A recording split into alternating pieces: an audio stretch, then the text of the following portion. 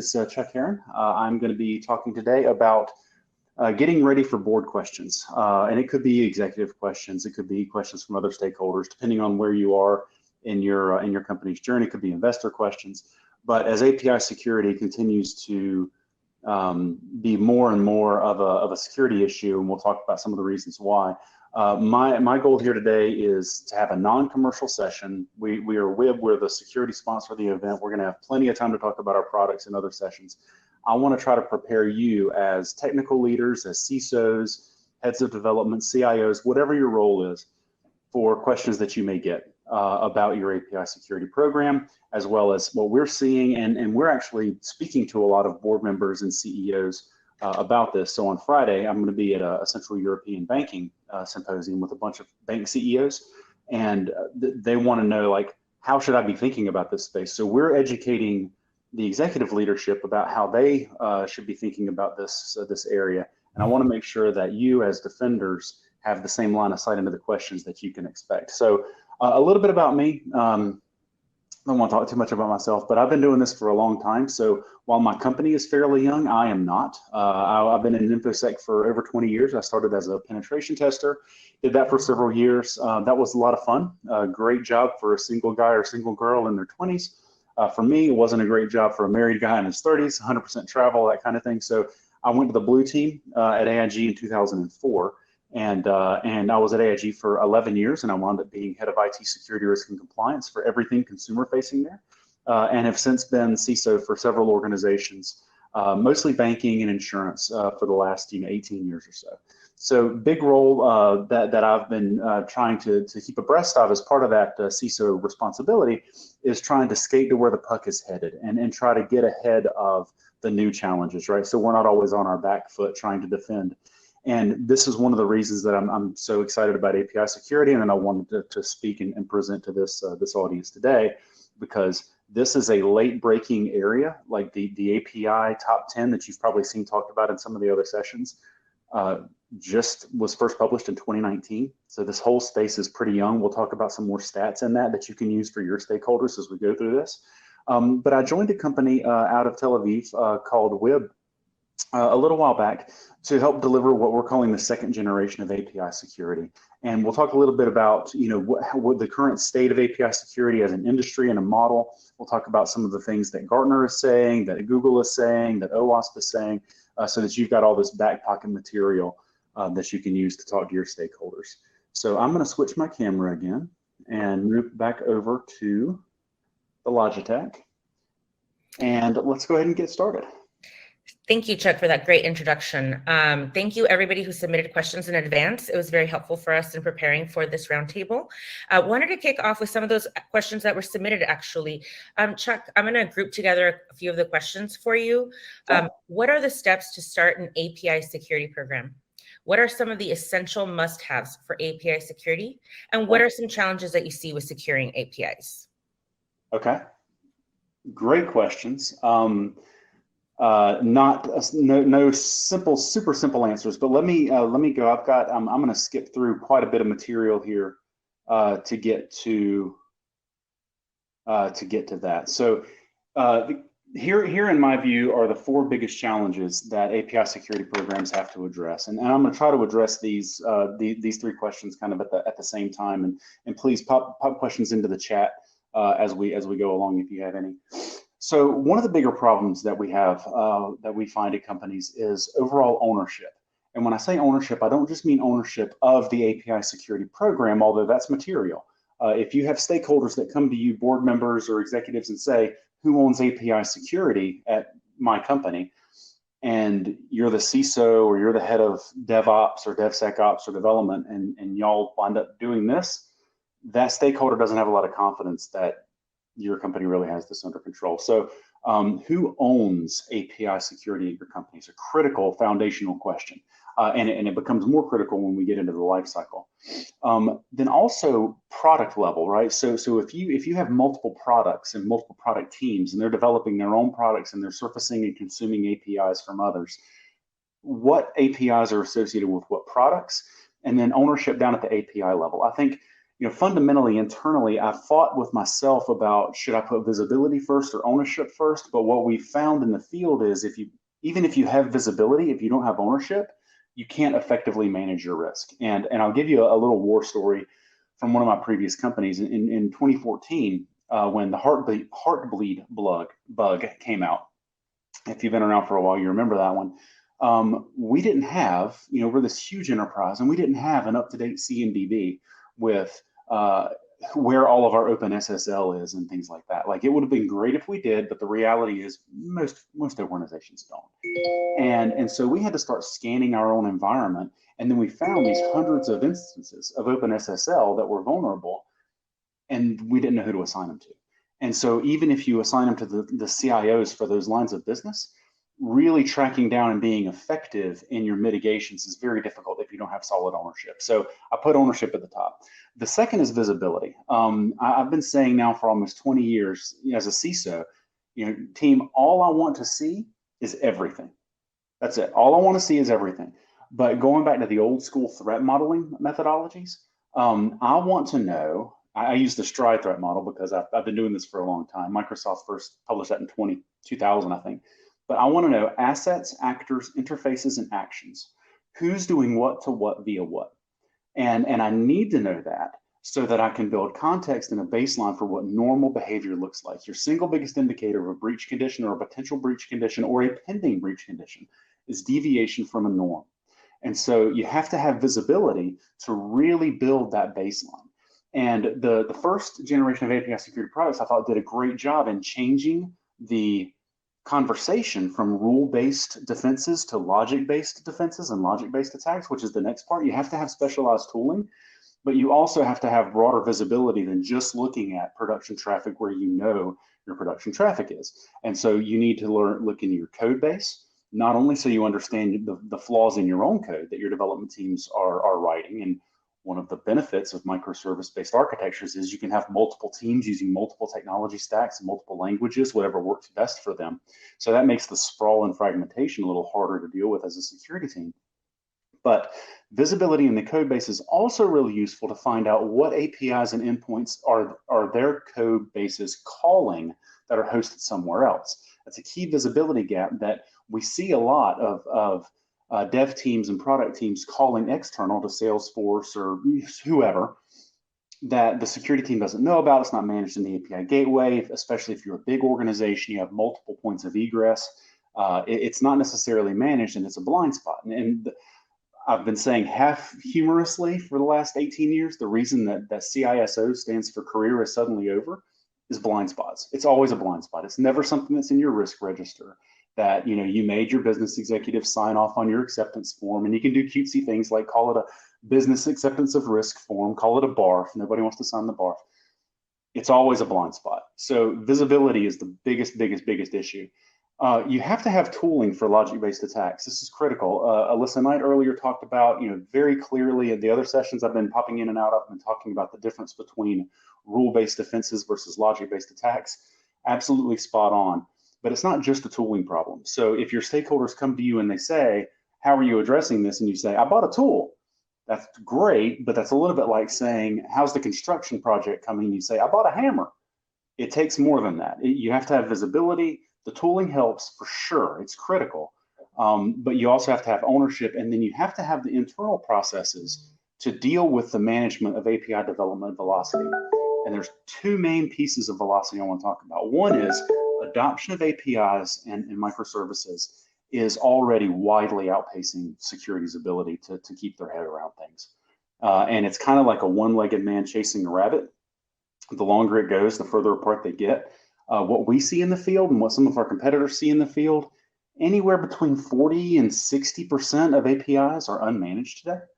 And it's a little hard to pin down a specific number because blind spots. It's hard to quantify a blind spot. It's the definition of a blind spot. But easily close to half or maybe more than half of APIs are unmanaged today. And development teams are spinning them up much more quickly than security teams are able to get their head around them. And because of the nature of microservices and because it doesn't take all weekend anymore to upgrade your applications, that's a feature of Microservice and API development is rapid iteration, and the teams, you don't have to spend all weekend, synchronizing, the upgrade of 100 jar files and WARs. Now the pace of iteration is much faster, and so the company teams are actually making logic-based changes multiple times per week or multiple times a day. So it's not only the growth of APIs, but it's also the rate of change within the APIs. These are the biggest challenges that we have, and so these are the pieces that I think you really have to put in place to get your arms around an API security program to start with. Go ahead. No, thank you. That was a great base layer, and definitely laid out the answers to those questions. So definitely appreciate that very thorough answer. I did want to look towards the future a bit, and also address a couple more questions that were put to us in advance, which is specifically, what are the key trends that you see coming up in 2022, 2023? Key trends. Got it. So let me back up a little bit. Actually, I'll say that one of the key trends that we're seeing right here is that regulators are mandating increased data sharing. So I've seen people say like regulators are mandating usage of APIs. They're not. They're mandating data sharing and customer choice, consumer choice. And that's driving a lot of adoption, especially in the US and in Europe. We have open banking, PSD2 in Europe, open banking with lowercase o and b in the US. It's more market driven. But that's driving a lot of adoption because the way that you comply with those things is by surfacing APIs and microservices. So we're currently in talks with a European government that has a mandate to publish healthcare information for their citizens. And they're doing the right thing. They're coming to the experts and saying, hey, how do I do this safely? But the trends are increased adoption, and adoption is inevitable. Unfortunately, safe adoption is not inevitable. And so let me run back to earlier in the materials and talk about the trends. So the adoption of new technologies always outpaces security. These are just some examples from my career. I was at a major bank in North Carolina when we did the first rollout from mainframes to client server, replacing the green screens and dumb terminals. And the security model lagged. Back in those days, everybody had local admin rights. We didn't have, we certainly didn't have anything like EDR, XDR at the endpoints. And when we set up direct connections back to SQL servers that were running on domain controllers, things that you would never do today. But the security model of those days was based on top secret and RACF mainframe technologies. The security model lagged. In 2010, 2011, I wrote the cloud operating guidelines for the company that I was part of with our head of architecture, because we had a business problem to solve. We had to do stress testing to ensure the stability of the global financial system as a SIFI and a global systemically important insurer. We had to write these rules, but we had a business problem to do these stress testing, and you couldn't satisfy that business and compliance requirement using on-premises computing. We needed to burst about 10,000 cores about once a quarter and run these stress tests for 4 or 5 days.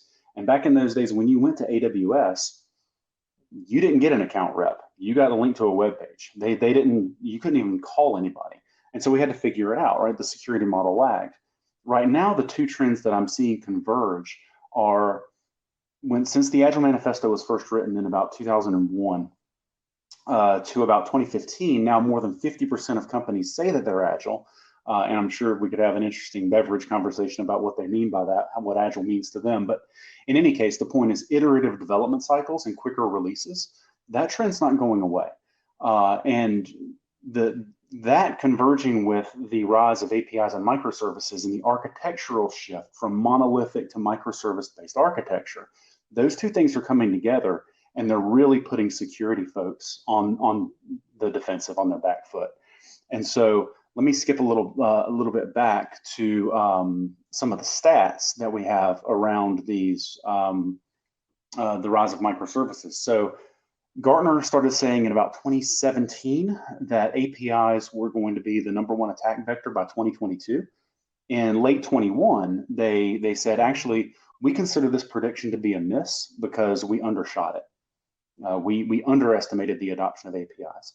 According to Akamai, last year, I think it was maybe 2 years ago, APIs were already 83% of web traffic that they see. And according to a recent industry survey, 61% of companies surveyed either had no or only a basic API strategy.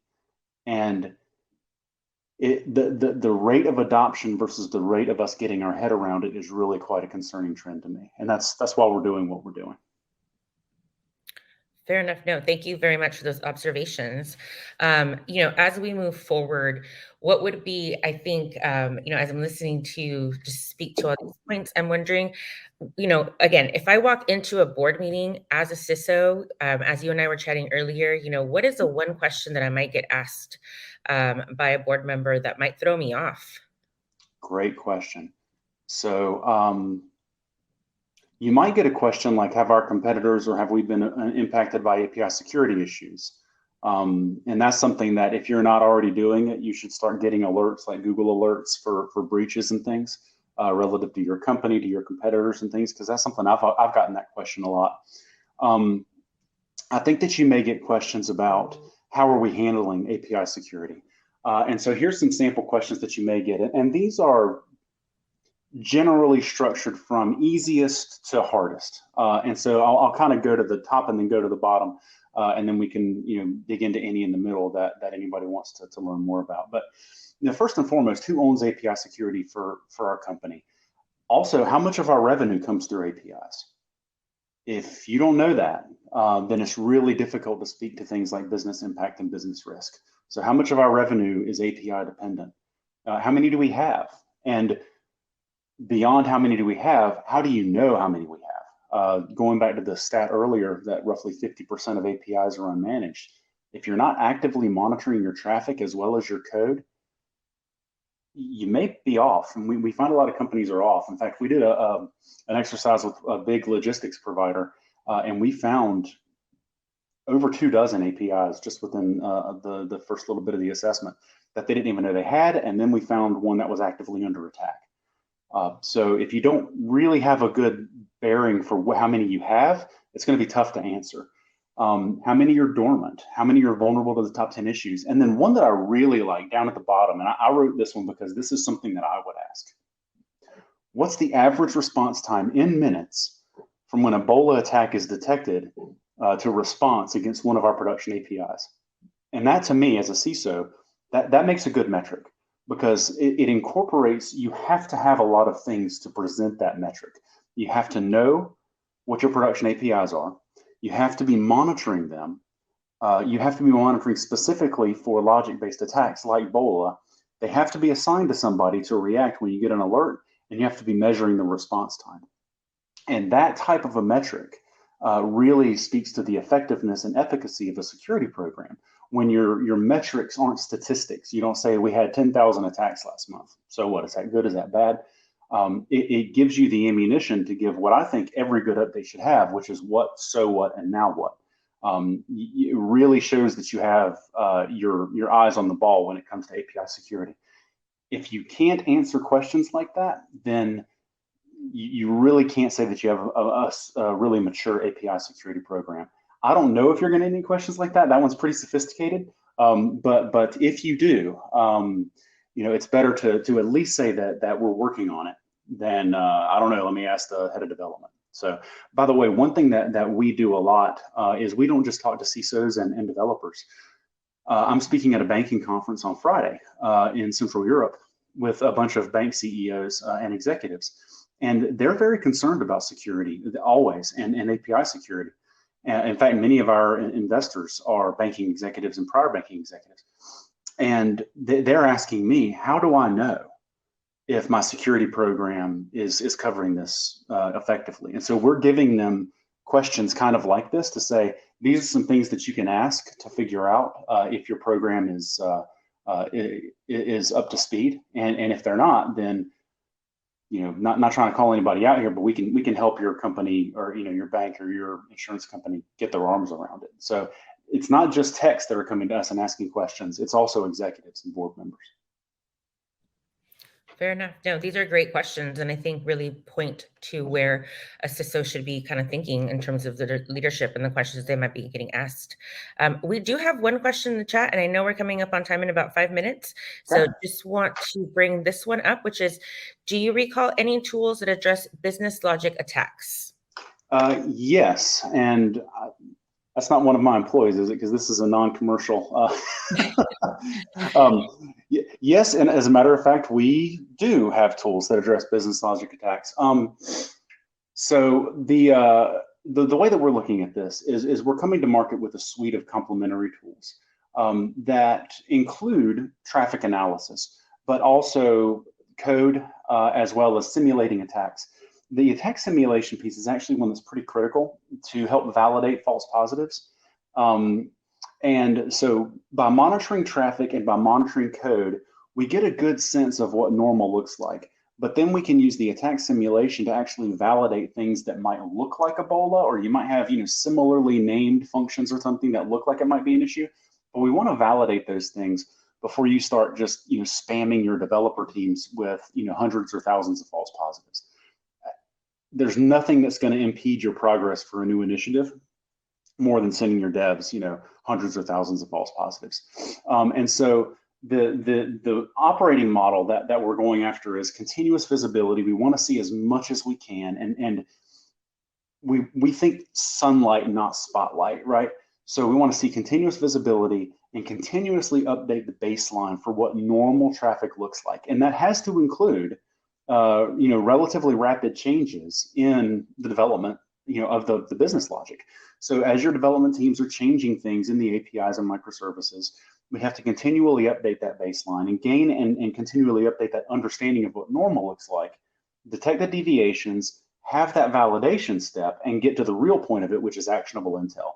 And then your security teams and your development teams can take that actionable intel and help update the understanding and update the baseline. So yeah, this is exactly what we're working on and bringing to market, is this full life cycle view. So thanks for the question. That I just confirmed John does not work for us, but that does speak right into our product suite.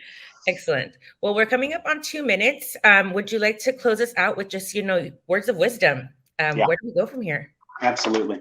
I think here's some back pocket talking points for your stakeholders, and we'll share these slides, with the conference folks, and you're welcome to take these and print them off or edit them or whatever you want to do. This is all about just equipping you as a technology leader, as a CISO, as a head of development, whatever your role is, to anticipate these questions so that you're not caught off guard and look like you don't know anything about this topic.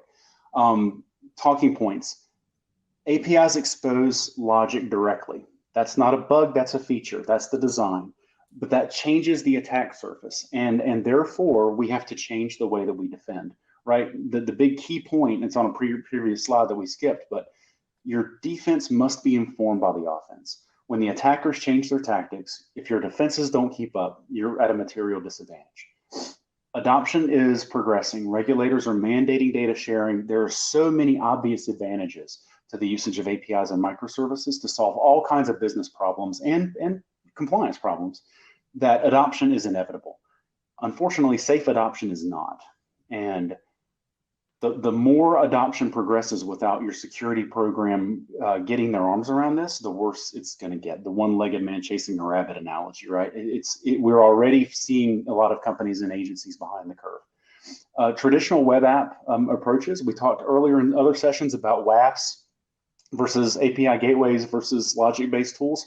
They were designed for monolithic web app model, and they're great at blocking SQL injection and cross-site scripting and these injection-based and header-based attacks, but they don't work against attacks on logic. And actually, some little bit of trivia: some of my team, when they were doing work for government agencies, and if you attended Cella's presentation earlier, you can see one of the guys I'm talking about. They were using these types of attacks in their offensive operations, and then once they left their military service, they said, "Hey, there's probably a demand here for securing this," because they were able to come in through WAFs and API gateways. Those models don't work against logic-based attacks. And then really to address it, API security, you have to do it end to end. You've got to get as many lenses as you can to eliminate blind spots.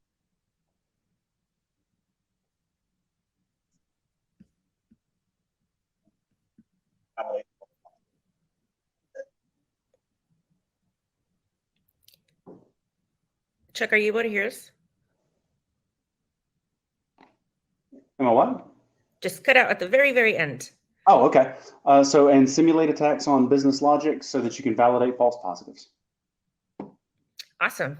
Well, we're at time. Very much appreciate your time and that of everybody else who joined us this morning. Really appreciate this insight and being able to take away these key points to our board and leadership. Awesome. So thank you very much. You bet. Thanks for having us. Have a great day. Enjoy the rest of the conference.